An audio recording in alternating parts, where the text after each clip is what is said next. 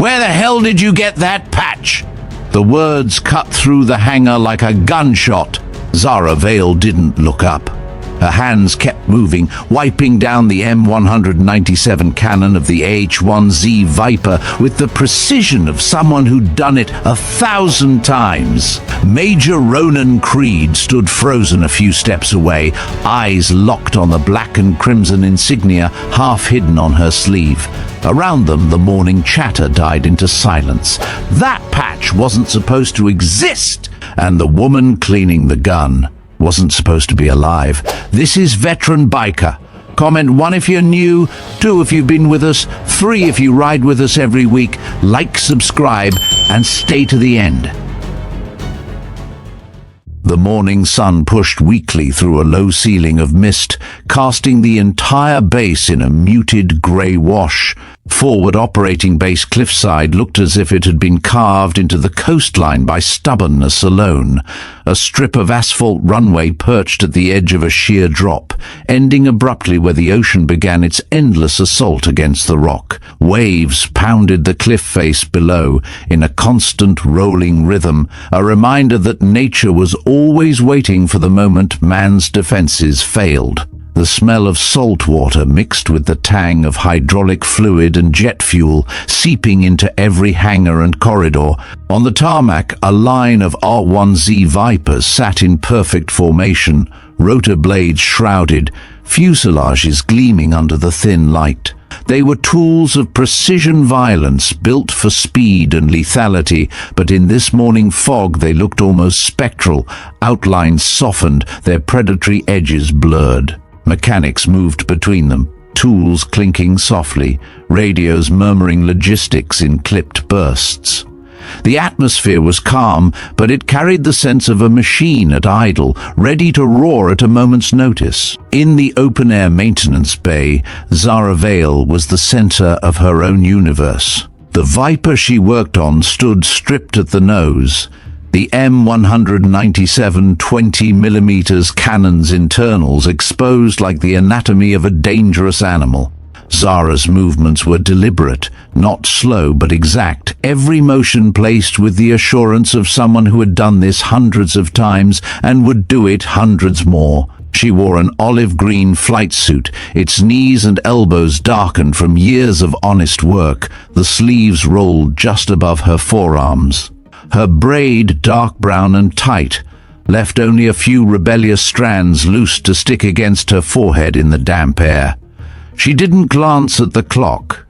She didn't join the small talk that drifted between workstations. Her entire focus was on the weapon in front of her, hands moving like they were part of the machine, tightening a bolt, adjusting a feed, running her fingertips lightly along the metal to feel for imperfections.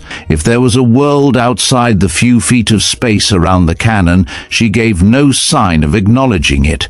The base's security drill siren shattered that calm. A sharp, pulsing tone echoed across Cliffside, bouncing off hangar walls, cutting through every conversation. The effect was immediate. Tools set down, radios cut off mid-word, personnel moving in crisp lines toward muster points. The loudspeakers followed a heartbeat later, the voice flat and authoritative. "Attention! Condition Alpha security drill.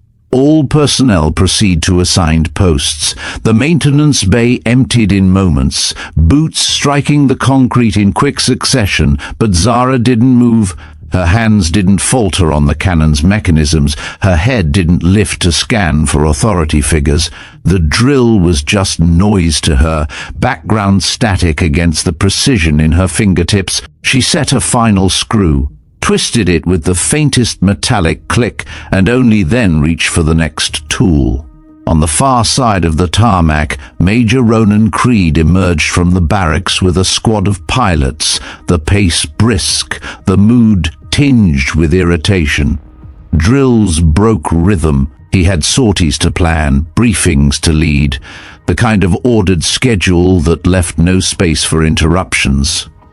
Creed wore his flight suit like it had been pressed inside the hangar, the creases sharp, the patches aligned perfectly. His stride was long and assured, a man accustomed to command in the cockpit and respect on the ground. He wasn't looking for anything in the maintenance bay, not until a sliver of stillness caught his peripheral vision. In a scene where every other body was in motion, Zara Vale remained rooted, working with the same calm focus she'd had before the alarm. His gaze lingered just long enough to notice the partially rolled sleeve, the small circular patch stitched into the fabric. Black background, deep crimson vortex, a stylized wing slicing through its center. He stopped mid-stride, one boot hitting the tarmac harder than the other, his momentum gone in an instant. That image didn't belong here. Not on a weapons tech, not on any uniform outside of a locked archive file. The patch had weight far beyond its thread. Creed's stomach tightened, a flicker of something cold sliding down his spine. The Shadow Vortex unit. He had seen it only in redacted reports and classified briefings years ago, each mention so carefully hedged it was as if the military itself was afraid to say the name too clearly. A unit formed from the sharpest edges of the most elite forces across allied nations, tasked with operations so sensitive they were denied before they were even conceived. And according to every record that wasn't black ink on white paper, the Shadow Vortex had ceased to exist after the Black Haven incident, ceased in the absolute sense. No survivors, no return. And yet the patch was here, on a quiet, grease-smudged technician tightening the feed tray on a Cobra's cannon. Creed's thoughts narrowed to a single point. Either the impossible was standing 15 feet away from him, or someone had managed to fake a mark so dangerous it could get a person killed just for wearing it. Neither possibility sat well in his gut. Zara didn't look up. She reached for another tool, checked the weapon's action with a precise pull, and went back to her work as if the Major's presence was no more important than the hum of a generator. Creed forced himself to move again, each step a deliberate act to keep from showing his hand. His eyes stayed forward, but the image of the patch burned behind them like an after-image from staring at the sun. He adjusted course, not toward the briefing hall now, but toward the single office in the base where he could drop a live grenade of information without it exploding in his own face. Colonel Damon Stroud would need to hear about this, and he would need to hear it now. The office of Colonel Damon Stroud sat at the far end of the command wing, its windows facing the endless grey expanse of the sea. Inside, it was a study in military discipline, a heavy wooden desk positioned with mathematical precision, 2 hard-backed chairs for visitors, and a single bookshelf lined with manuals, after-action reports, and binders marked with red warning labels. The air smelled faintly of brewed coffee and salt carried in from the coast. Stroud himself was behind the desk, broad shoulders squared, reading glasses perched low as he scanned a report. His uniform was immaculate, ribbons aligned in a perfect row. He had the kind of face that looked carved rather than grown, deep lines earned from long deployments and harder decisions. The faint creak of boots on the threshold made him look up. "Creed," he said, the name carrying the weight of both recognition and mild reproach. "Briefing hall's the other way." The Major stepped in and closed the door with deliberate care, the metallic click punctuating the quiet. "Sir, we've got a problem, and I can't run it through channels." His voice was lower than usual, stripped of its easy confidence. Stroud set the report aside, the faintest narrowing of his eyes signaling attention. "Go on." Creed took a breath. "Maintenance bay, technician named Zara Vale. She's wearing a patch. Blackfield, crimson vortex, wing through the center." The colonel's face stayed neutral, but the pause after Creed's words was heavy. "You're sure?" "As sure as I've ever been of anything. I've seen it in classified imagery, files so buried they barely existed." Stroud leaned back, the chair's springs groaning. That's not a unit. That's a ghost story. No, sir, Creed said, his voice hardening. It's the Shadow Vortex unit, supposed to be gone. Blackhaven incident. Total loss. A long moment stretched between them. Outside, the faint roar of waves undercut the silence. Finally, Stroud reached for his desk phone, his eyes fixed on Creed. Stay put. He dialed a short, secure code. Get Intelligence Officer Ilara Quinn in my office. Now. The handset hit the cradle with a muted thud. Minutes later, the door opened to admit a tall, slender woman in an army uniform so crisp it looked freshly issued. Ilara Quinn's light brown hair was drawn into a severe bun, her expression unreadable. She closed the door behind her and stepped forward with silent precision. "Colonel," she said, voice even. "Major." Stroud gestured toward Creed. "The Major here believes one of our techs is wearing the mark of the Shadow Vortex unit." Quinn's eyes flicked to Creed, then back to Stroud. "Name? Zara Vale." The shift was subtle, but Creed caught it, the slight straightening of her spine, the tiniest pause before her next breath. Stroud caught it too. "You know the name. I've seen it. Once," Quinn said carefully, "cross-referenced on an old operational roster. That file was sealed before I could finish reading it." "She's here," Creed said. "And if that patch is real, either she's the only survivor of Blackhaven or someone's using a mark that should never be on this base." Stroud stood. "Then we're going to find out which." They moved together, three figures crossing the tarmac with the purposeful stride of people carrying orders too sensitive for paper. The mist had thinned, the sun now strong enough to throw pale reflections off the Viper's canopies. Around them, the rhythm of the base was settling back after the drill, mechanics returning to work, the steady hum of generators filling the air. The maintenance bay was still in motion when they entered, tools clattering, voices calling part numbers, the metallic tang of machine oil thick in the air. At the far end, Zara Vale was exactly where Creed had left her, crouched by the open nose of the Viper, one hand bracing against the fuselage as she adjusted the feed assembly. She looked up only when Stroud's voice cut across the space. "Technician Vale!" Every head in the bay turned. Tools stopped mid-motion. Stroud's command voice had that effect. Zara set her wrench down on the magnetic tray beside her, stood and faced them. Her expression was calm, her posture unconsciously precise, feet together, shoulders square.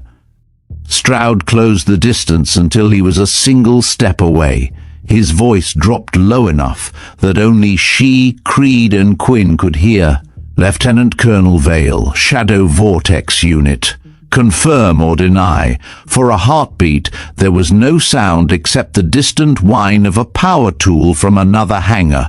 Zara's gaze moved from Stroud to Creed, then to Quinn, holding each for just a moment. When she spoke, her voice was level, without hesitation. "Confirm. I was the sole survivor of Blackhaven. 5 years ago." Creed felt the words land in the pit of his stomach. The impossible confirmed in a tone so steady it almost sounded routine. "I was declared dead," Zara continued, "to give me the cover I needed to hunt the ones responsible. Iron Serpent, private military syndicate. They dismantled my unit, ambushed us at Blackhaven, and left no one standing but me. I've been tracking them ever since." Quinn's eyes sharpened. "And here?" Zara glanced at the Viper behind her. "Modifying its Falcon Eye system, originally built for targeting and recon. I've re-engineered it to intercept encrypted naval satellite traffic. Iron Serpent moves its hardware by sea, masked as commercial cargo. They use a specific satellite network. Falcon Eye, my version, can listen in." Creed understood now why she'd ignored the drill alarm. This wasn't maintenance, it was an operation. "How close?" Stroud asked. "Final module's nearly in. Once I transmit, the system burns out. Permanent fry. They'll know they've been breached within minutes. But the data..." She let the sentence trail, the implication clear. Stroud looked between Quinn and Creed. If she's telling the truth, she's been running a one-woman intelligence op under our noses. If she's lying, we've got the most dangerous infiltrator Iron Serpent could send." Quinn studied Zara like a puzzle with only one missing piece. "Then we verify, and we move fast. Iron Serpent won't sit idle if they catch wind of this."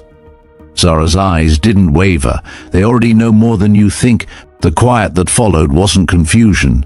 It was the shift in atmosphere when everyone in the room realizes they've just stepped onto a different kind of battlefield. Quinn didn't waste time asking for permission. She pivoted away from the confrontation, unhooked the ruggedized tablet from the pouch at her hip, and began tapping through secure logins.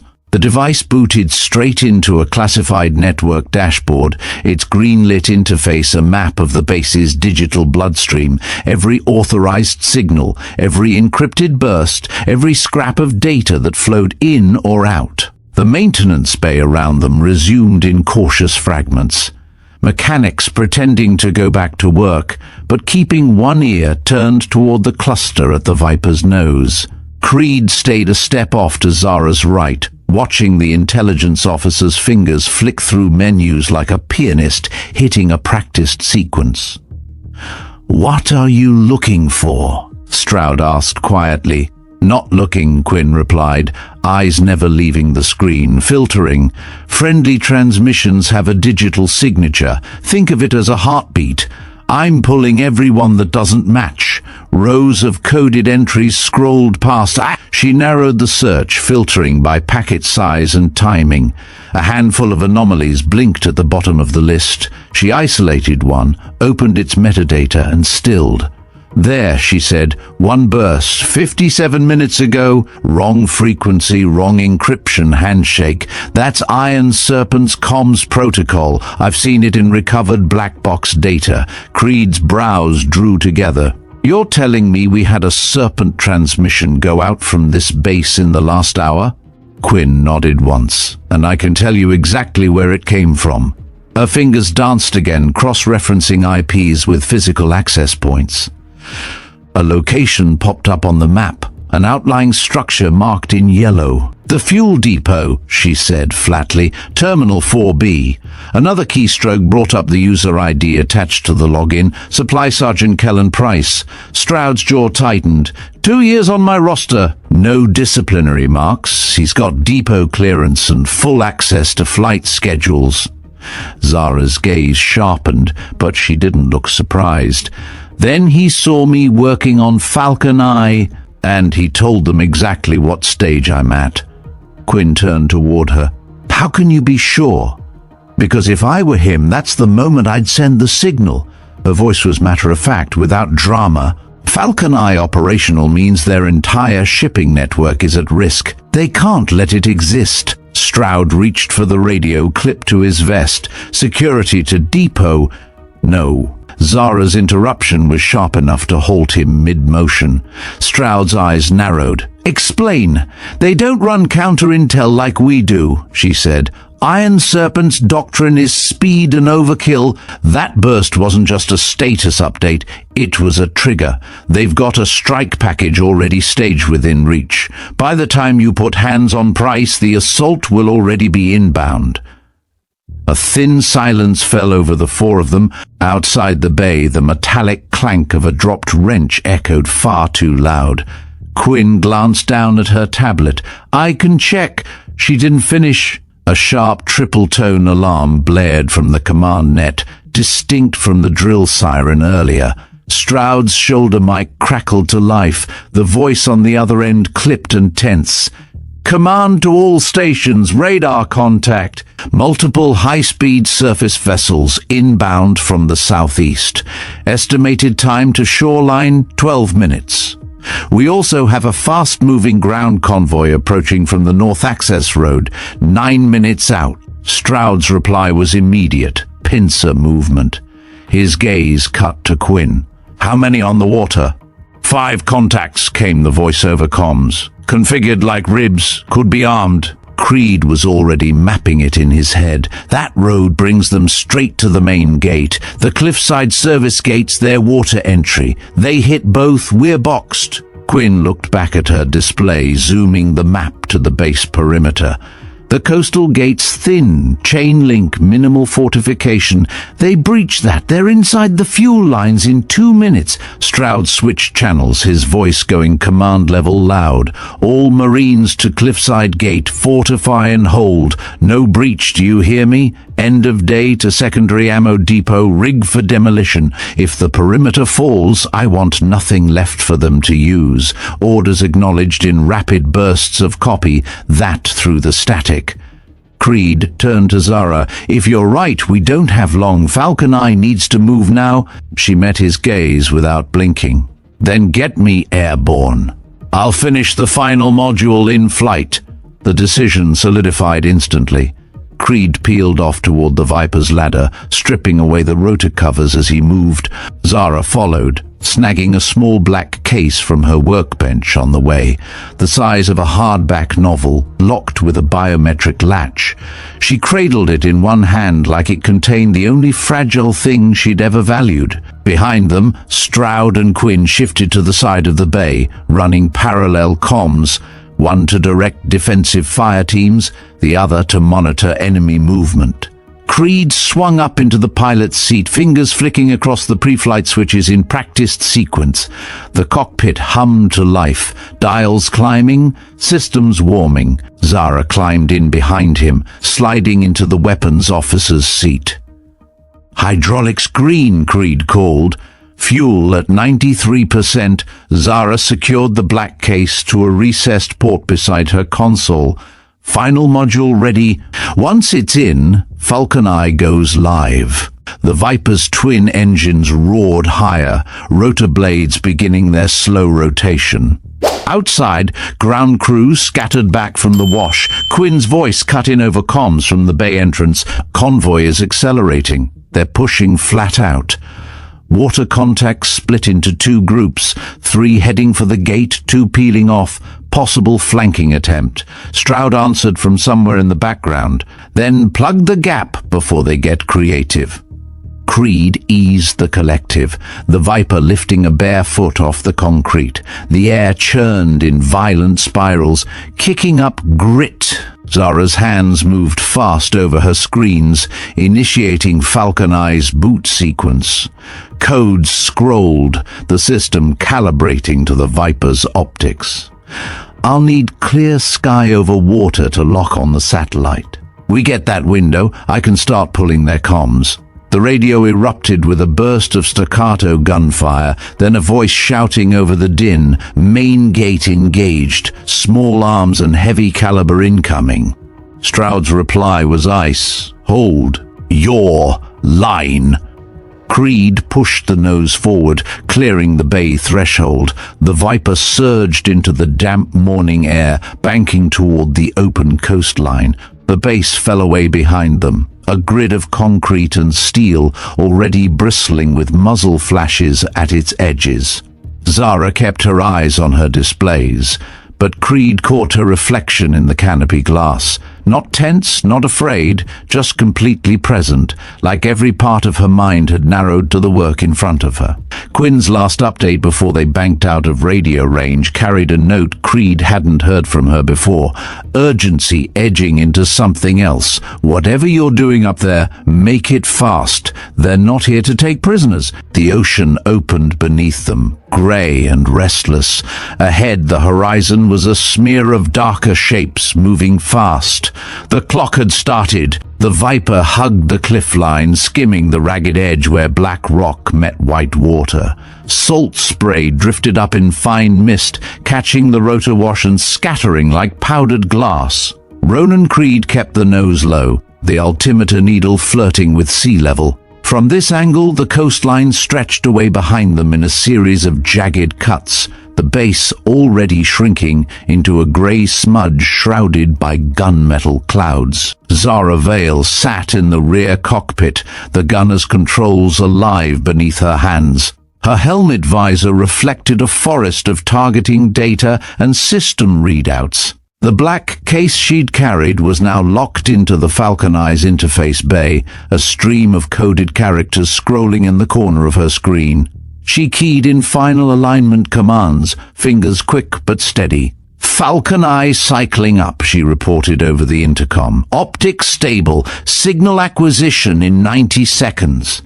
"Plenty of time," Creed answered, his tone light but focused, eyes scanning the sea ahead. He didn't add that his gut said otherwise. 90 seconds was an eternity when you were visible against open water. They cleared the headland, the world widening into a cold, flat horizon. The light out here was harsher, the mist thinner, no terrain to hide in, only sky and sea and the narrow line where they met. The Viper's rotor thrum was the only steady sound, a heartbeat in mechanical form. Zara's voice cut in again. "I've got movement, bearing 270, low to horizon, not surface craft, airborne." Creed adjusted his helmet display, toggling the forward radar. 2 returns popped into view, small but closing fast, their vectors cutting across open water toward the Viper's path. He zoomed in on the IFF tags, no friendly signal. "They're not ours," he said. "Profile fits KA-29 Helix B, twin coaxial rotors, heavy weapons mounts. Confirmed on optics," Zara said. "Formation tight. They're coming in for an intercept." Creed's grip tightened on the cyclic. The KA-29 wasn't a nimble scout or a light gunship. It was a slab-sided assault craft built to carry troops and unload firepower at close range. Against a Viper, they were a dangerous match, especially in pairs. "They'll try to bracket us," Creed muttered, more to himself than to her. "One pins us down, the other moves in for the kill. Then we don't let them set the bracket," Zara replied evenly. Creed smiled faintly under the visor. "Copy that." The K-29s grew in the canopy glass, their twin rotor discs counter-rotating in a blur, the noise of their engines now a faint snarl under the Viper's own. The lead machine peeled slightly right, the wingman angling left, the bracket starting to form. "Range 1.8 clicks," Zara called. "Lead bird arming nose cannon. Wingman has pods loaded, rockets or ATGMs." Creed rolled the Viper into a shallow bank, spoiling the K-29 seconds approach angle. The lead Helix responded with a burst of 30mm cannon fire, tracer rounds stitching the air where the Viper had been a second before. "Close," Creed said, eyes locked ahead. "Your show, Vale. Select your target." Taking the lead, she answered. Her HUD bracketed the KA-29 in a green diamond, range decreasing rapidly. She thumbed the weapon selector to the M197, the triple-barreled 20mm cannon slung under the Viper's chin, and waited for the tone. Creed kept the Viper moving, climbing and dropping in shallow arcs to throw off the Helix gunner's aim. The world became a rhythm of horizon and ocean, the G-forces pressing and releasing in cycles. "Tone acquired," Zara said. "Send it." The Viper's cannon erupted, the sound a deep metallic snarl that vibrated through the airframe. A stream of shells ripped forward, the tracers drawing a deadly straight-line answer to the Helix's earlier burst. Impacts peppered the KA-29's forward fuselage, sparking and tearing through armor plating. Smoke streamed from its nose as the rounds chewed into the gun housing. "Hit on the mount," Zara confirmed. Nose cannon disabled. The Helix veered abruptly, banking hard to port to break contact, but Creed pressed. He dropped the Viper's nose and closed the gap, giving Zara a clean shot at the rotor hub. "Rotor coupling in sight," she said, adjusting aim. She squeezed the trigger, another burst hammering into the spinning machinery. The upper rotor disc shuddered violently, then the whole assembly tore loose in a spray of debris. The Helix dropped out of the sky in a chaotic spin, disappearing into the white spray below. A moment later, a bloom of orange and black marked where it hit the sea. "One down," Creed said, rolling away from the kill zone. "Where's the wingman?" Closing fast, high 5 o'clock, Zara replied. Creed shoved the cyclic forward, pulling the Viper into a diving turn that brought the second Ka-29 into view. The wingman had hung back just far enough to watch its partner die, and now it was moving in with a kind of deliberate menace. "They're locking," Zara warned. A sharp electronic tone filled both cockpits. Missile warning. "Brake!" Creed hauled the Viper into a hard climb, banking left. The G-force shoved him deep into the seat as he popped flares, a string of white-hot decoys tumbling away in glowing arcs. The missile streaked into the cluster, detonating in a blinding flash that rocked the Viper with the shockwave. "Missed," Creed reported, leveling out. "He's still back there." Zara switched to missiles, Hellfire armed. "Give me a window." Creed jinked the Viper in an erratic pattern, forcing the Ka-29 to adjust its approach, then rolled sharply to starboard, presenting Zara with a clean forward quarter on the target. "Window," he called. "Fox 1. The Hellfire dropped from its rail, rocket motor igniting with a roar. It streaked across the sky, the guidance fins making minute corrections as Zara's laser kept the Ka-29 locked. The Helix pilot threw the machine into a desperate brake turn, but the missile corrected in mid-flight and slammed into the port engine housing. A blossom of fire ripped along the side of the fuselage. The Ka-29 staggered, losing altitude fast. It hit the water tail first, cartwheeling once before breaking apart in a spray of wreckage. Zara exhaled, fingers still on the trigger. 2 down. Creed let the Viper settle into level flight, the adrenaline edge sharpening his focus rather than dulling it. "Clear skies for the moment. How's Falcon Eye?" Zara glanced at the side display. "Still warming.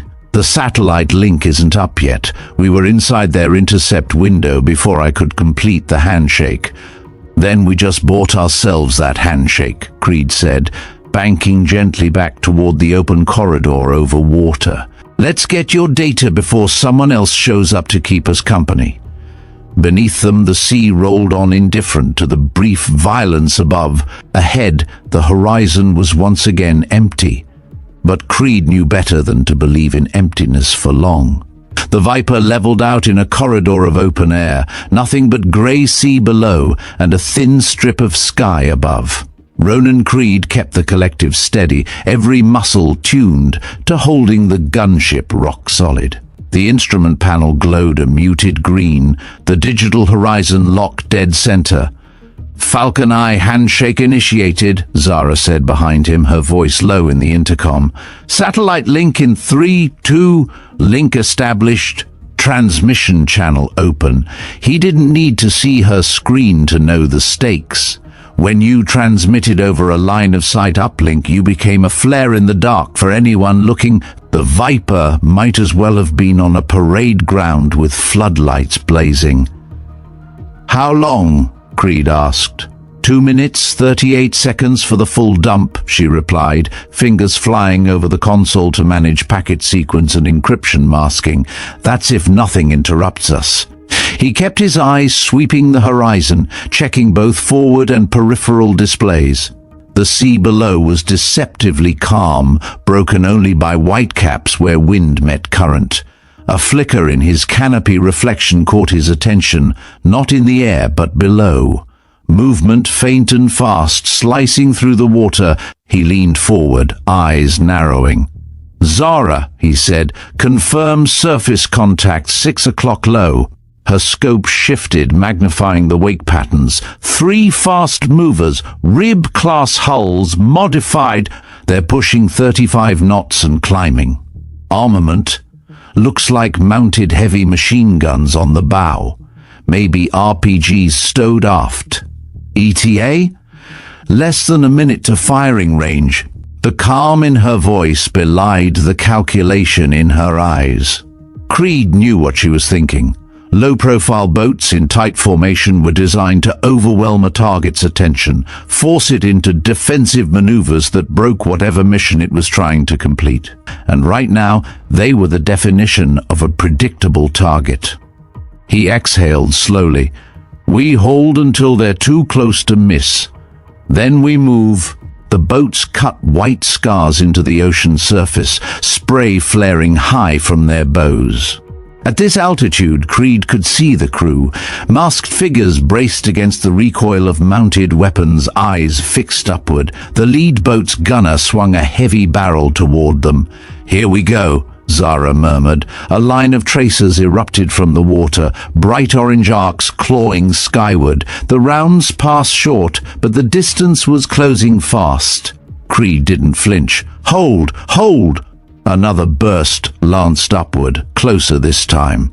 Creed's eyes flicked to the timer on his HUD. 1 minute, 40 seconds left on the uplink. "Now!" he snapped. He shoved the cyclic forward, dropping the Viper into a steep nose-down dive. The sudden acceleration pushed them into their harnesses, rotor noise rising into a sharper pitch. Salt spray streaked across the canopy as they closed on the lead boat in seconds. Zara had already pivoted the M197 cannon, targeting reticle locked dead center on the bow gun mount. She squeezed the trigger. The Viper's cannon thundered, 3 barrels rotating in a lethal blur, sending a stream of 20mm shells straight into the boat's forward section. Armor-piercing rounds tore through the gunner and mount alike. The weapon fell silent as the boat slewed sideways, momentum carrying it into the path of the second craft. "Leads out," Zara called. Creed rolled them hard to port, bringing the second rib into her sights. The gunner on that boat fired wildly, tracers skipping harmlessly into open water as Creed's maneuver threw off his aim. "Target acquired," Zara said, voice sharp. "Now?" She held the trigger down for a controlled burst. Rounds punched into the RIB's port side, tearing into the engine housing. Flames blossomed, followed by a gout of black smoke. The boat slowed abruptly, dead in the water. "2 down," Creed confirmed. "Where's number 3? Zara pivoted the optics. The last RIB was breaking away, angling off to starboard at full throttle. "They're running," she said. Creed pulled the Viper into a climbing turn, shadowing the fleeing boat. Range? 800 meters and stretching. He glanced at the ammo count for the cannon, then at the Hellfire rack. "We're not wasting a missile. Cut him loose. His retreat's worth more than the kill. He'll be broadcasting that we're not worth chasing." Zara switched back to the Falcon Eye display without argument. Reacquiring uplink. Handshake still good? Resuming transfer now. Creed leveled the Viper, bringing them back to the exact corridor they'd left. Every instinct told him to zigzag, to climb and drop, to be anywhere but here, but the mission demanded otherwise. "Time to completion?" he asked.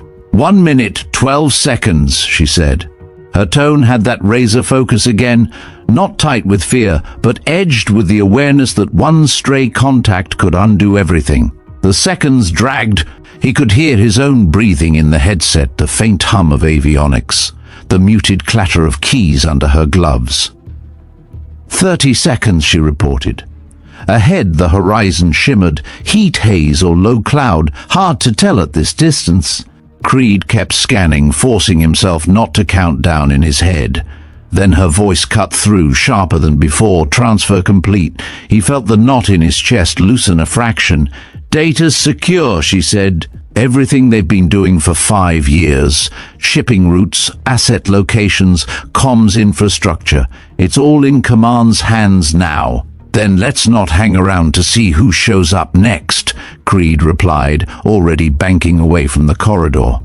The Viper climbed, the sea falling away beneath them, and the coastline began to reappear through the mist ahead. Somewhere beyond those cliffs, the base was still locked in its own fight.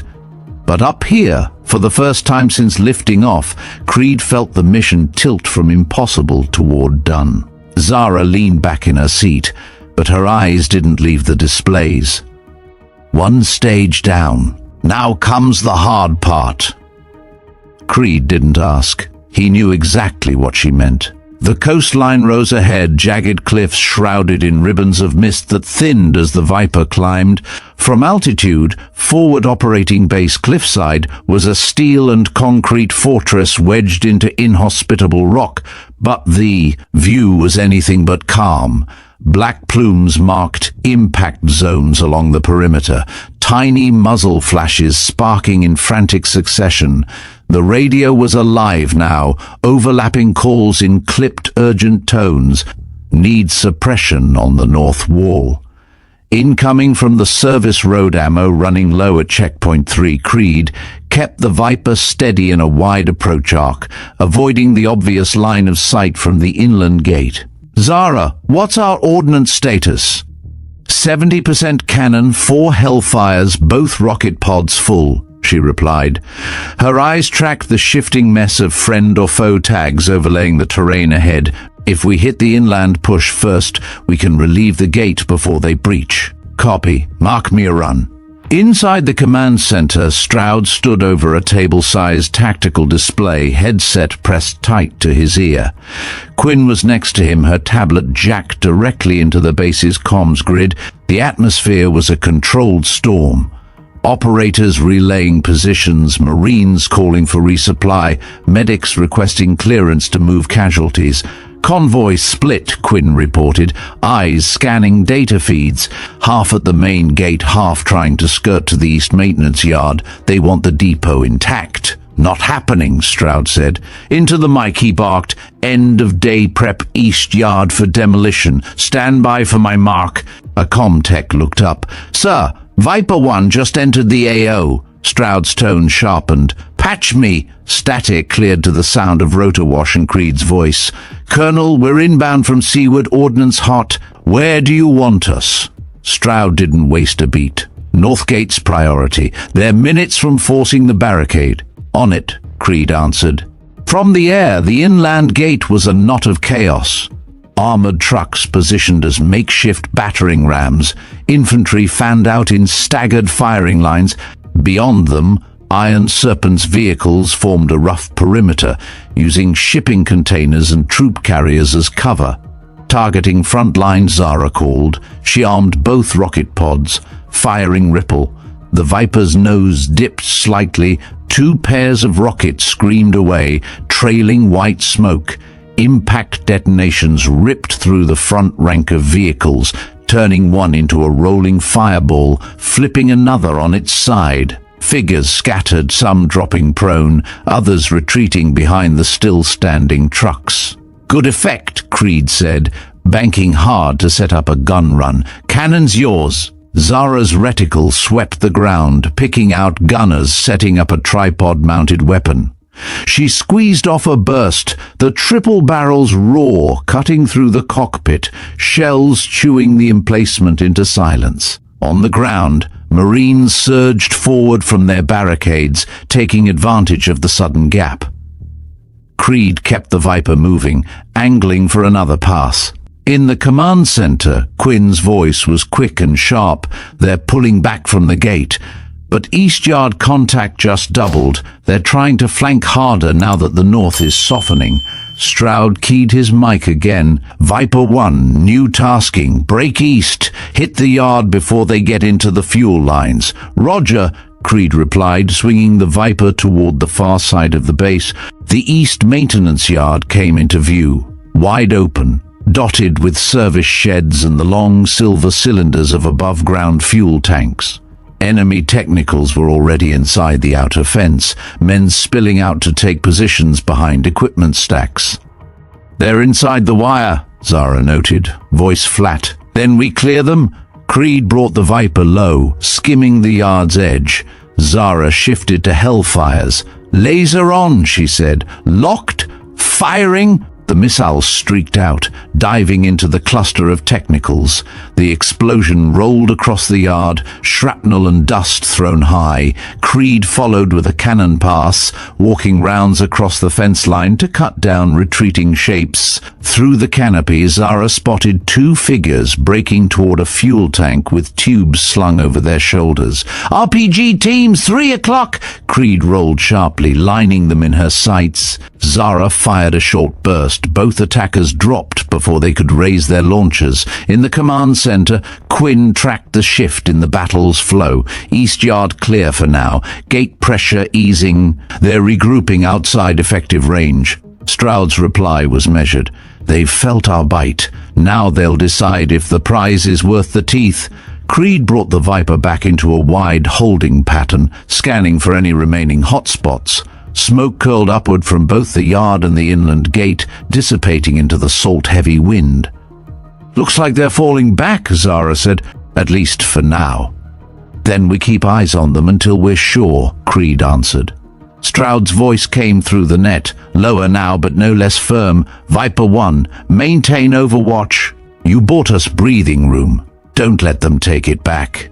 From their vantage point, the base below was still scarred but alive. Marines moving with purpose, medics guiding stretchers, engineers already shoring up damaged sections of fence. For the first time since liftoff, Creed let himself believe they might hold the line. In the back seat, Zara watched the shifting patterns on her displays, the enemy icons pulling further from the perimeter. Her mission's data was safe, but cliffside was still her ground, and she wasn't about to see it fall while she was in the air to stop it. The sea wind off the cliff carried the acrid tang of spent propellant and scorched metal as Creed eased the Viper down onto the scarred landing pad. The skids kissed concrete with a muted shudder, the engines winding down into a low, throbbing idle. The world outside the canopy was still in motion. Marines in soot-smudged gear, medics crouched over stretchers, forklifts hauling debris from the east yard, a pair of fire crews hosing down a still-smoking wreck near the gate. Zara powered down the weapons systems, fingers moving with the same precision she'd used in the heat of battle. She popped the latch on her harness and stood, leaning to peer out past Creed at the base's battered skyline. The perimeter fencing sagged in two places, the twisted remnants of enemy technicals piled against it like discarded toys. When they dropped to the tarmac, the air felt heavier, as if the adrenaline in their blood had been propping it up before.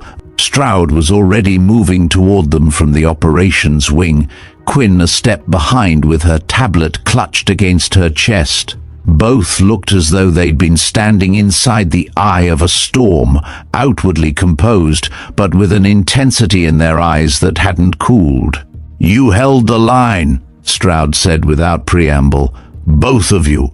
His gaze swept the Viper's hull, noting the streaks of carbon scoring along one flank and the nick in a rotor blade. "And you brought it back in one piece." "Mostly," Creed said. "Some of those boats got lucky with their aim. Maintenance will want her in the hangar." Stroud nodded once, then gestured toward the command building. "Let's debrief before the next wave gets ideas." The conference room was small, windowless, lit by the hard white of overhead LEDs. A map of the base and surrounding terrain covered one wall, red grease pencil marks showing enemy approach vectors, impact zones and fallback points. Quinn set her tablet on the table, a single secure cable running from it to the wall terminal. "Transmission package from Falcon Eye is confirmed on the network. Command has the full dump. They're already passing it for high-priority targets." Zara sat forward, forearms braced on the table. "That means every port they use, every shell company they hide behind, every transit schedule. They've spent years building this web. Now we can cut it strand by strand." Stroud's eyes stayed on her. "And now they know you've done it." "They knew the moment their boats didn't come back," Zara said. "The rest was just confirmation." Creed leaned back in his chair, arms crossed loosely. "So what's the play? We sit tight and wait for them to regroup?" Quinn shook her head. "We don't have the luxury. The data gives us initiative, but only if we move before they adapt. In 48 hours they'll be shifting routes, burning identities, pulling ships off the water." "That's not my call to make," Stroud said. "But I can make damn sure Command hears it." He tapped the map with a blunt fingertip, tracing one of the sea approach lines. They wanted the Viper, but more than that, they wanted to knock this place off the board. Today was a probe and a smash and grab rolled into one. We gave them a bloody nose, but they'll be back with something sharper if we don't keep them looking elsewhere. Zara's gaze didn't leave the map. Then we make them look where we want. The room went quiet for a beat. "You're not suggesting," Quinn began. "I am," Zara cut in. "They're watching Cliffside now. We feed them exactly the kind of bait they can't resist. Somewhere we choose, somewhere we control. We pull them off their real assets while Command starts cutting into their network." Creed studied her profile, calm, unwavering, the same expression she'd had cleaning the M197 that morning, only now the weapon was an entire strategy. Stroud's mouth tightened, but not in disapproval. "You're asking me to let you run an op out of my base that turns it into the lure in a trap. I'm saying you won't have to hold this base against another assault if they're busy getting gutted somewhere else," Zara replied. Quinn exhaled, a sound halfway between frustration and admiration. "It's risky as hell, and it might be the only way to keep them from tightening the noose here." Stroud looked between them, then gave a single short nod. "I'll float it up the chain, but if Command bites, you're going to be in the middle of it, Vale. That's not a suggestion." "I wouldn't want it any other way," she said. The debrief broke soon after, each leaving with a separate load of urgency. Outside, the base's noise had shifted. Less frantic gunfire, more the grind of recovery. The smell of burned fuel was still sharp in the air, carried on gusts from the east yard. Creed walked with Zara back toward the Viper's hangar. Mechanics were already moving her inside, chocks under the skids, panels open to inspect for stress cracks and shrapnel damage. He paused at the open nose, running a hand over the cannon's housing. "You work on a machine long enough," he said. "You know how it fights before it does. You and this bird." That was something to watch. Zara glanced at him, the faintest curve at the corner of her mouth. "You kept her in the fight. That was something to fly. They left it there, the unspoken weight of the day settling into the spaces between words. From the upper deck of the hangar, Quinn stood watching them, her tablet now tucked under one arm. She wasn't one for sentiment, but she understood the quiet between two people who'd just walked out of a storm. In her line of work, storms rarely passed without taking something. She turned back toward the command wing, mind already on the next step. The data was in play, the enemy was stung, and somewhere in the dark, Iron Serpent would be deciding how to answer. The clock on that decision had already started. Command's reply came faster than anyone expected. Less than 6 hours after Stroud's encrypted brief, a green-lit confirmation flashed across Quinn's terminal. Authorization for an off-book counter-operation, parameters to be defined by Cliffside's command team. No official recognition, no chain of command oversight beyond the colonel. If it worked, Command would own the win. If it failed, Cliffside would carry the weight alone. In the conference room, the four of them stood around the wall map, its digital surface now reoriented to a section of coastline 15 nautical miles north. "Point Kestrel," Quinn said, tapping a narrow inlet shielded by high cliffs on three sides. "Once a supply station, now a skeleton. One approach by sea, one by a single access road. We plant the signal there, make it look like Falcon Eye's been moved for protection." Stroud's eyes narrowed at the topography. High ground on both flanks, perfect for overwatch, but no natural cover in the yard itself. "That's the point," Zara said. "We want them to think they can overrun it fast. They'll commit heavier if they believe it's a smash and grab." Creed crossed his arms. "And if they send air?" "They won't," Quinn said. "Satellite pass timing is in our favor. Their airborne assets are sitting 2 hours away on deck. If they launch, we'll see it in plenty of time." The colonel looked to Zara. "You're sure they'll bite? They just threw a combined sea-land assault at Cliffside to get their hands on Falcon Eye. They think it's the only thing that can burn their network. We leak that it's here, they'll come. It's personal now." Preparation began immediately. The base's tempo shifted from recovery to mobilization. Marines rotated off defense posts into equipment drills, the EOD teams packing remote detonated charges for the yard at Kestrel. In the hangar, Creed walked his crew through loading patterns, swapping out the Viper's standard load for a mix of area suppression and precision strike munitions. Zara spent hours with the comms section, scripting the bait transmission, a burst on the same frequency Price had used, repeating enough technical detail to be convincing, but laced with embedded markers Quinn could track. When it went live, Iron Serpent would think they were intercepting a sloppy relay between an extraction team and a command node. In truth, every packet was a breadcrumb leading to an ambush. That night, under red lighting in the operations bay, Stroud outlined the structure.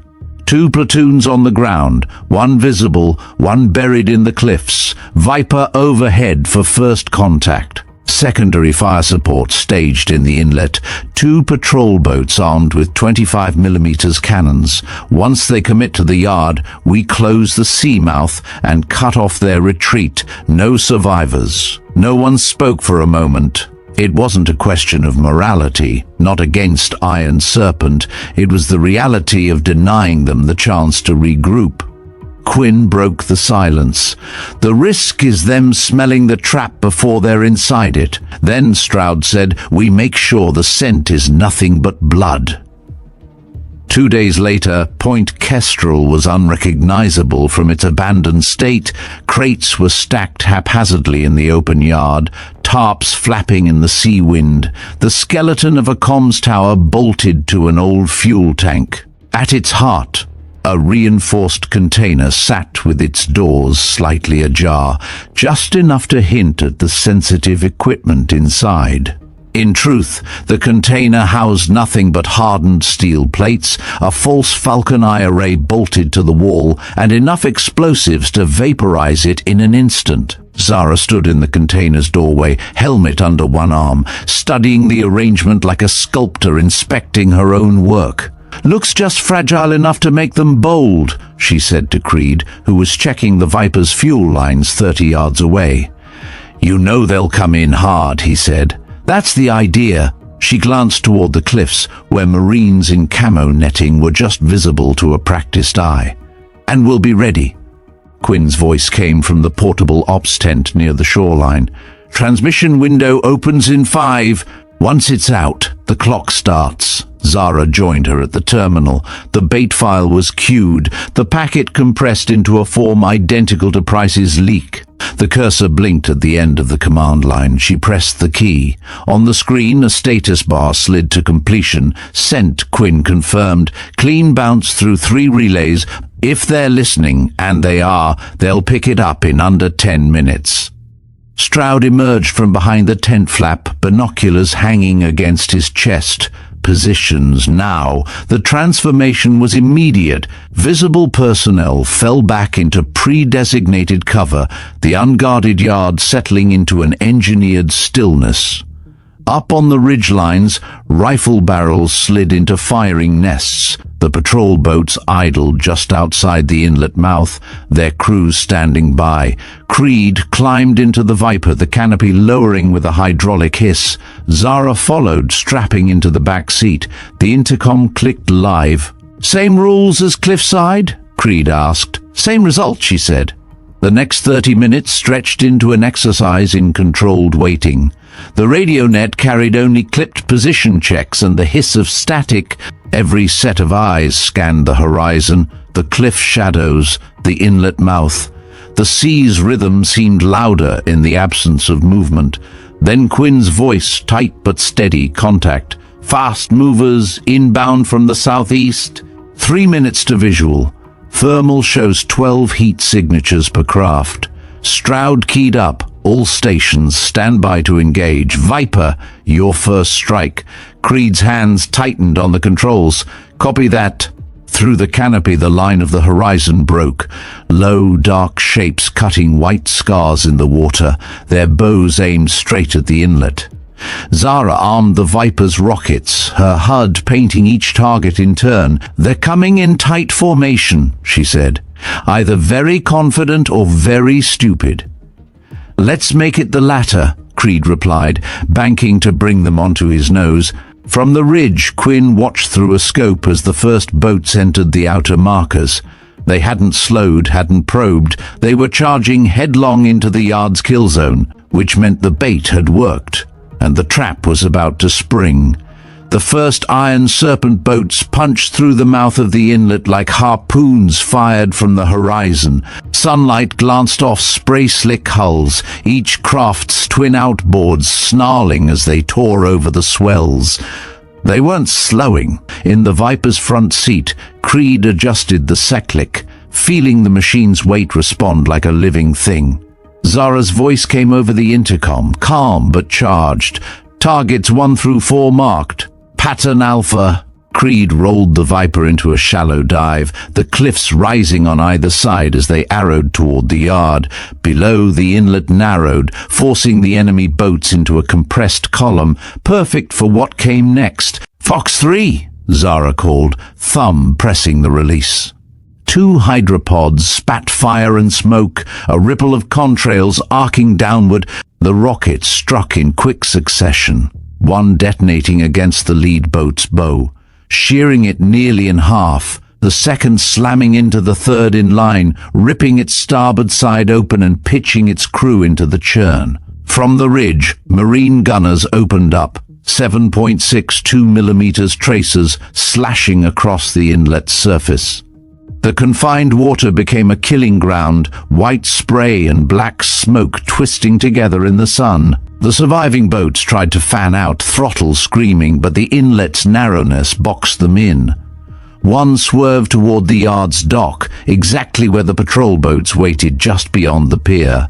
Their cannons roared, each burst a hammer blow that splintered decks and sent men tumbling into the tide. 4 boats disabled, Quinn's voice cut in from her perch above. 8 dismounting on the dock. Looks like they're pushing for the container. Creed brought the Viper around low over the yard, rotor wash blasting loose tarps into the air. Zara switched to the chain gun, stitching a line of fire across the open approach. Enemy fighters dove behind crate stacks, returning fire with bursts that pinged harmlessly off the container's armor plating. Stroud's hidden platoon broke cover then, emerging from concealed fighting positions along the inland road. Grenades arced overhead, bursting amid the enemy's makeshift cover. The clash became a brutal crossfire. Serpent fighters caught between the yard's unguarded center and the cliffs, now alive with muzzle flashes. One of them, a tall figure in black combat webbing, broke from the group and sprinted for the container's doors. He managed 3 steps before Zara's burst took him off his feet, his rifle skittering across the concrete. "Still think they won't smell the trap?" Creed said, banking for another pass. "They don't have time to," she replied. "Push them."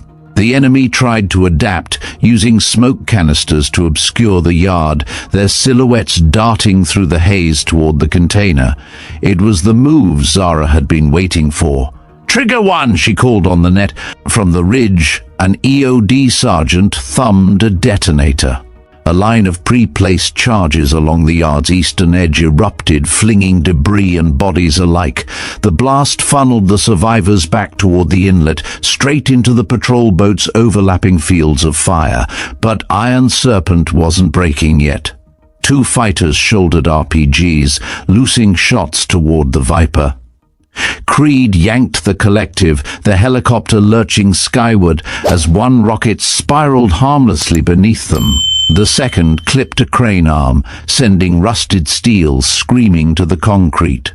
"Those launchers have to go," Creed growled. Zara didn't argue. "Marking." A short burst from the M197 tore through the smoke, the impact flaring bright as the munitions cooked off. Both gunners vanished in the blast. On the dock, Stroud moved among his Marines, barking short orders, his rifle firing in tight, efficient bursts. They pressed forward, retaking the yard meter by meter, until only a handful of Serpent fighters remained pinned between the container and the sea. Then through the chaos, Quinn's voice, sharper now. Thermal shows inbound. 2 more boats, smaller profile, high speed, possible exfil or reinforcement. Not if we close the door, Stroud answered. Trigger 2. This time, the charges were underwater. The inlet mouth erupted in twin plumes, collapsing pre-rigged rockfall into the channel. The remaining boats skidded hard to avoid collision, one striking the rocks and flipping bow over stern. It was over in under 4 minutes. The survivors, dazed and bleeding, were forced to their knees under the rifles of Stroud's platoon. Smoke drifted over the yard, the container still sitting in its place, battered, pocked with shrapnel, but intact. Zara dropped from the Viper, boots crunching over grit and brass. She walked straight to the container, ducking inside to confirm what she already knew. The false falcon eyes sat in place, untouched. The charges wired into its frame blinked a steady green. She keyed her radio. All stations, final trigger in 3, 2, 1. The blast was controlled but devastating, the container imploding inward as the explosives did their work. When the dust cleared, there was nothing left but twisted steel and a scorched patch of concrete. Quinn joined her, eyes scanning the yard. They'll report this as a failure. They'll think they missed the real thing again. That's the point, Zara said. We keep them chasing ghosts until we cut their legs out from under them. Creed landed the Viper just inside the yard, the rotor wash driving away the lingering smoke. Stroud came up to them, helmet under one arm. Command will call this a win, he said. I call it the first step. Zara met his gaze. Then let's take the next one before they learn how to walk again. The sea wind carried the scent of salt and cordite. Above, gulls wheeled in the thermals, oblivious to the battle just ended, but every man and woman in that yard knew it wasn't over. Not for Iron Serpent and not for them. Somewhere beyond the horizon, the next move was already being planned. The smoke from Point Kestrel still clung to Zara's fatigues when she stepped into the debriefing chamber at Cliffside. The air in the room was dry and sharp, the smell of recycled ventilation masking faint traces of salt. Stroud was already there, helmet on the table, eyes locked on a screen filled with pulsing red markers. They broke faster than I expected, he said without looking at her. The prisoners are talking. Quinn sat to one side, fingers flying over a portable decryption terminal. More like slipping, she corrected. They think we're going to hand them to maritime security for a public trial. They're spilling intel to buy a deal they'll never get. Zara leaned forward, her shadow falling across the display. Anything worth moving on? Quinn's lips curved in a tight half-smile. One of them had a locator frequency in a private comm buffer, same encryption pattern Price used, but with a variant we haven't seen. It pinged once during the Kestrel op. I'm tracing it now. On the far end of the room, Creed leaned against the bulkhead, arms crossed. If it's genuine, it's where their command cell ran the op from. Not just ran it, Quinn said. Controlled it. Live. The locator's trace built slowly on the screen, 3 arcs from different satellites tightening on a single point. A continent away inland, buried deep inside the broken highlands of an unmarked valley, Stroud exhaled through his nose. Iron Serpent's operations hub. The room was silent for a beat. It wasn't just the thought of taking down the network, it was the awareness of what that meant. This was the kind of strike that would leave them exposed if it went wrong. Command won't approve this officially, Quinn said, reading the doubt on their faces. Zara stepped back, folding her arms. Then we don't ask, we use what we have.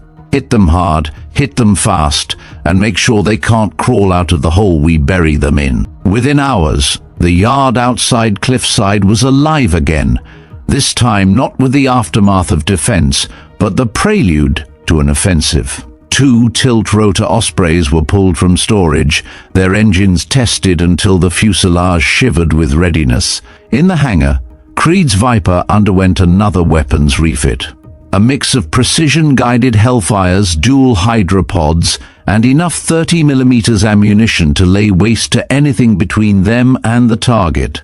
Stroud called in favors from 2 Allied Marine units, each providing a squad of recon-trained infantry. Their orders were clear, breach clear, secure. Quinn worked without rest, building a false comm signature to broadcast during the op, one that would make it appear, to any outside observer, like a simple training exercise in a remote valley. In the operations bay, Zara studied the valley's layout on a wall-sized projection. "Main compound here," she said, tapping the center. Steel wall, 20 feet high, with 2 watchtowers at the north and west corners. East side is a cliff, impassable except for one goat path. South is the main gate, reinforced. Expect drones overhead, ground sensors on every approach. Creed tilted his head toward the map. Overhead insert puts us in their engagement envelope before we're close. We go low level, masking against the ridges, Viper in close support. Stroud pointed at a narrow drainage gully. "That's our ingress for ground units." We split. One team pushes on the gate, the other uses the goat path to cut into their rear security. "And the command center?" Quinn asked. "That's mine," Zara said. Dawn found them 100 miles from the valley. The ospreys crouched in a mountain clearing like predators waiting to spring. The air was thin, the cold biting through flight suits as crews loaded final gear. Zara moved through her team, checking weapons, tapping shoulders, exchanging quiet nods. She paused at Creed's Viper, running a hand along its fuselage. "We're not getting a second shot at this."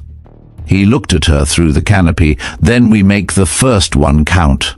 The tilt rotors lifted, their twin discs throwing snow and dust in violent spirals. Creed followed in the Viper, hugging the terrain, weaving between ridge spines that broke the sky into jagged strips. As the valley mouth came into view, Quinn's voice crackled in over the net. "Sensor field ahead, jamming active in 3, 2, 1. The static hissed, then vanished. "Go!" Stroud ordered. The ospreys dropped to less than 100 feet above the gully floor, banking hard to disappear into the shadows. From above they would look like a low, dark blur against the rock. The first shots came from the north tower, tracer lines arcing down, chewing into the gully's lip. Creed's Viper rose into view, 30mm gun barking in short, brutal bursts. The tower shuddered, its upper platform collapsing in a cloud of splinters and twisted steel. Ground units surged forward. At the gate, the lead squad deployed a breaching charge, the blast reverberating through the valley. Smoke and dust poured outward as they pushed into the compound.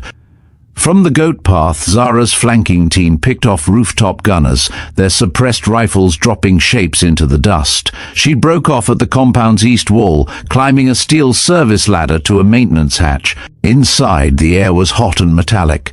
She moved fast, boots silent on grated walkways, rifle angled tight to her shoulder. The command center was 3 corridors in, a reinforced door with 2 guards. She fired twice, both bodies dropping before their weapons cleared their slings. The room beyond was dimly lit, banks of monitors casting pale light across a single figure at the central console. He didn't turn when she entered. "I wondered," he said, his voice smooth accented, "if you would come yourself." She recognized him from the briefings. Serpent's field coordinator, codename Virix, the man who had orchestrated both Cliffside and Kestrel. "You've been bleeding for months," Zara said, stepping closer. "You just didn't feel it until now." He looked over his shoulder, smiling faintly. "Cut off the head, the body dies. Isn't that what they told you? But I am not the head. I am the blade." His hand moved toward the console. Zara fired. A single shot that shattered the panel inches from his fingers. "Stand up," she ordered. Instead, he lunged sideways, hitting a recessed switch. Somewhere deep in the compound, alarms wailed. On the monitors, she saw automated turrets swing into motion, targeting the gate teams. Creed's voice cut through the net. They've got armor, light APCs rolling out from the south hangar. Zara moved fast, dragging Virex from the console and slamming him against the wall. Override, now! He laughed, blood at the corner of his mouth. Too late, she hit her comm. Creed, take out the hangar. The Viper swooped low, Hydra rockets screaming into the structure. The hangar erupted, steel sheets peeling back in a blossom of fire. The APCs never made it past the threshold. In the chaos, Virex twisted free, bolting toward a side door. Zara was after him instantly, boots pounding down a stairwell into the compound's sublevel. The sublevel was a maze of storage corridors, flickering lights casting long shadows. Virex ducked between crates, firing blindly over his shoulder. A round clipped Zara's vest, spinning her sideways. But she kept moving, breath harsh in her ears. He burst into a wide chamber lined with server racks, the real nerve center. Data pulsed in green and amber lights, the hum of cooling fans loud in the stale air. "This is where you keep your ghosts," she said. He turned to face her, weapon shaking in his grip. "This is where we survive you." The exchange was fast, brutal. His first shot missed by inches. Hers found his thigh, dropping him to one knee. She closed the distance, kicking the gun from his hand. "Survival's over," she said, and drove him into the floor. Minutes later, Quinn's team was in the server chamber, hard drives yanked and bagged for exfil. Stroud reported the yard secure, all enemy resistance neutralized. Creed hovered the Viper over the compound, its shadow cutting across the smoldering remains of the hangar. They moved Virex under guard to the Osprey, his expression unreadable, even in defeat. As they lifted from the valley, Zara looked down at the compound, shrinking beneath them. The wall breached, smoke curling into the pale sky. Back at Cliffside, the servers were locked in a secure vault, already on their way to cryptanalysis. Stroud stood with her on the overlook, the sea crashing against the rocks below. "You cut deep," he said. "Not deep enough," she replied. He nodded once. "Then we sharpened the knife." In the hangar, Creed shut down the Viper, the last whine of its turbines fading into the evening. Quinn walked past with a datapad, pausing just long enough to say, "Whatever's in those drives, it's not the end, it's the start."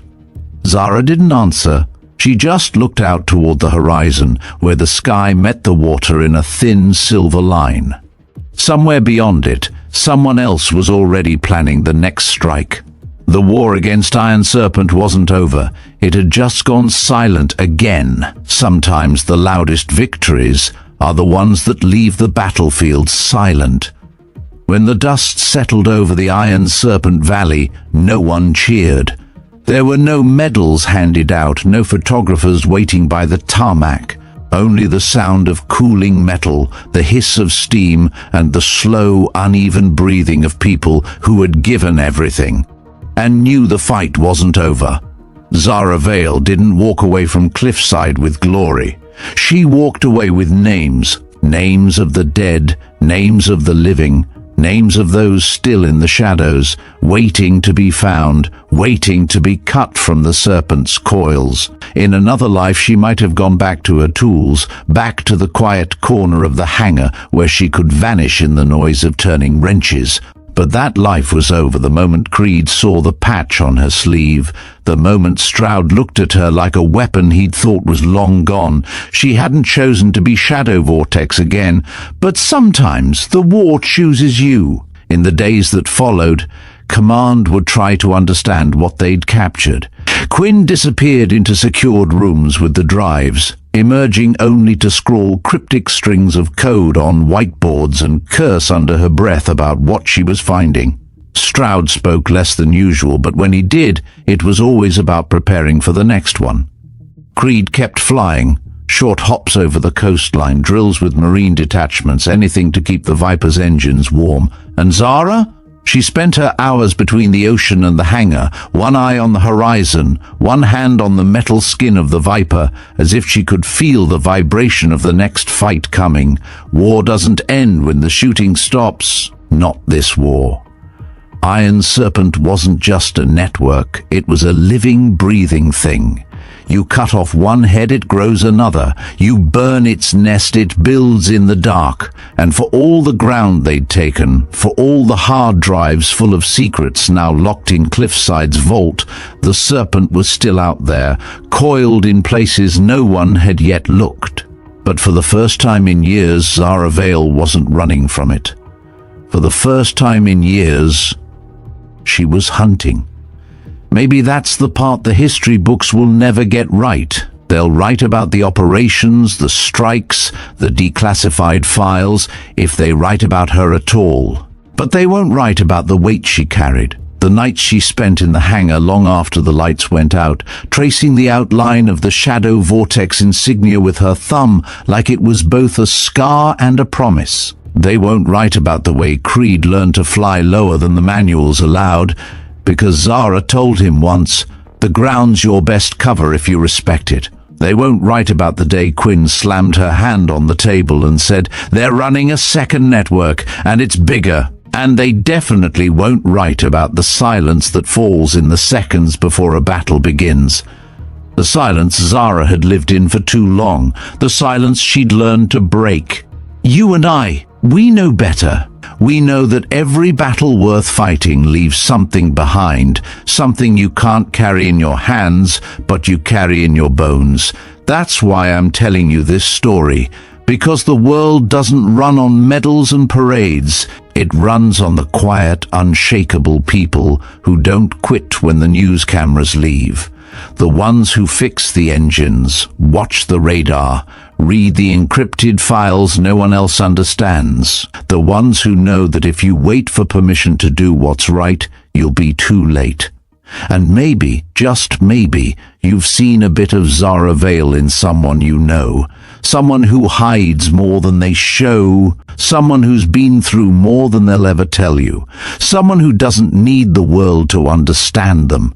They just need the world to be safer than they found it. If you take anything from this, let it be this. You don't need a uniform to be dangerous to the people who prey on the weak. You don't need a medal to leave a mark. And you don't need the whole world to know your story, for your story to matter. Because somewhere out there, the serpent is still moving. Somewhere out there, someone is holding the line against it, and they don't even have backup. So maybe you are that backup. Maybe you're the one who shows up when no one else will. Maybe you're the one who hears the silence and answers. This is Veteran Biker, and if this story found you tonight, I want you to do one thing for me before you go. Look around you. Think about the people who make your world safer, stronger, better, even if you've never thanked them for it. Drop their names in the comments. Let them know you see them. And if you ride with us every week, you know what to do. Like, share, subscribe. Not because the algorithm wants you to, but because these stories deserve to live in more than one corner of the internet. Until next time, keep your head on a swivel, watch the ridgelines, trust your crew, and remember, not every shadow means danger, but sometimes the most dangerous thing in the world is the shadow you never saw coming. Stay safe out there. We'll ride again soon.